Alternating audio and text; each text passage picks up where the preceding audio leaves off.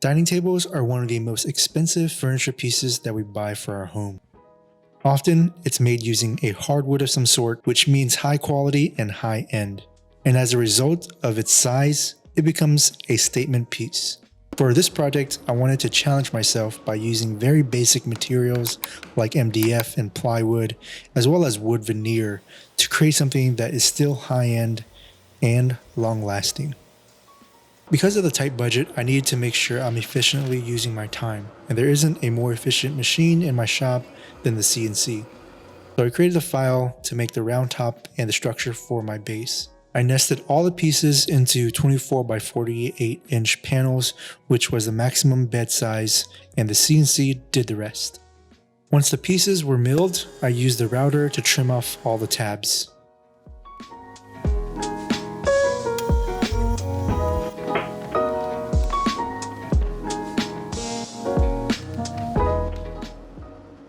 Each piece was made so that they interlocked together during assembly. This made the entire process of putting the base together so easy. I added a little bit of glue and pretty much just nailed the parts together.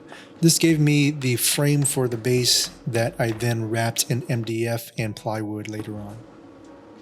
I'm going to wrap the base in 2 layers because I want to show you 2 different methods if you want to build something like this yourself. The first method is the most cost effective, and that is to use MDF and create kerf cuts or shallow cuts closely spaced together on the back side of the sheet. This will allow you to bend the MDF since MDF is pretty stiff. It took a bit of time, but it works. The other method is to use bendable plywood. It's referred to by different names like bendy board or flex ply or wiggle wood, just to name a few. But it is a plywood that is bendable, so you don't need to create the kerf cuts, which saves a lot of time. However, in my area, it's 3 times the cost of a standard sheet of 1/4 inch MDF. The nice thing is, you just cut the sheet to the size you need, bend it in place. I secured mine with a bunch of glue and nails, more than I can count, and then I just wrapped it in some straps and let it sit to dry overnight. As the base dries, I can start assembling the pieces for the top. The total diameter of the top is 72 inches, so I'm using 2 sheets of white oak plywood that I glued together. The pieces that I milled on the CNC will create the outer ring that will give me a total thickness for the top, which is 3 inches, and it will act as a guide for me to use my router later on to trim off the excess material. My fear with pedestal bases is having the table tip over because it being too top heavy. So I kept the interior of the top hollow, minus some MDF down the center of the seams between the 2 plywood panels. Now that the top is done and the base is dried, I can go ahead and apply the veneer. I'm using a PSA backed veneer which has a peel and stick backing. I've used this product in my own home and it's been holding up really well even in humid environments like my bathroom. It's easy to cut and apply and it leaves no mess. I got lazy to switch out my router bit, so I went ahead and just used my full-size router to trim off the excess. I know it looks a little dangerous, so don't do this at home. When it comes to sanding the veneers, I used 150 grit because the finish that I'll use later doesn't allow me to go beyond that. But for most veneers, I suggest 180 grit or higher, just so you won't run the risk of sanding through the veneer itself. One tip for the seams is to overlap it by a 1/16 of an inch or an 1/8 of an inch, and then sand it down. The seam will look perfect and you won't notice the transition. If there are any chips or cracks in the veneer, I'll add a little bit of glue in the area and do a bit of wet sanding until the defect is no longer noticeable. I'll follow the same process for the edge of the tabletop. Since I'm indoors and didn't want to make a mess in the house, I used a sharp blade to trim off the excess and sanded the edge for a smooth transition.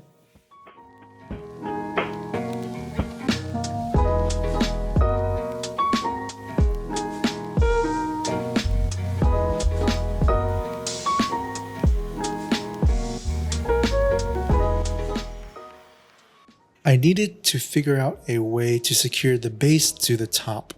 So I created a base plate which will allow me to use some threaded insert as a way to attach the 2 together. I glued the plate onto the base, secured it with a few screws, and applied the edge banding.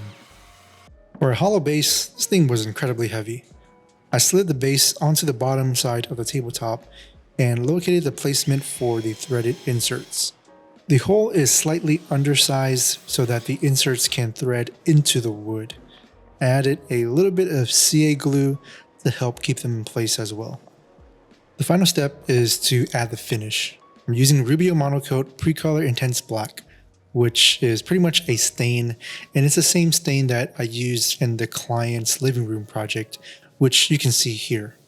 On top of the stain, I use Rubio Monocoat Oil Finish in their charcoal color. It's a nice combo if you want a black that has some blue undertones. If you really want a deep black, I suggest using their pure color over the intense black. It's probably the blackest tone that I've seen so far. One coat, a little bit of buffing to remove the excess, and you're pretty much done. And speaking of done, this project is done. Before we head off to the beauty shots, I wanted to let you know that I have plans and CNC files for this project. So if you do have a CNC, you can make this table for yourself as well. Okay, now I'm done.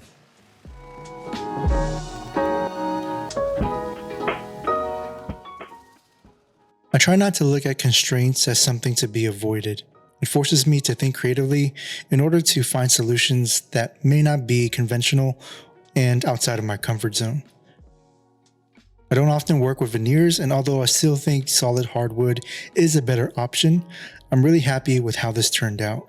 So don't be afraid to stretch yourself a little bit because the results can be pretty good. Until next time, this has been Bauer Design Craft Workshop.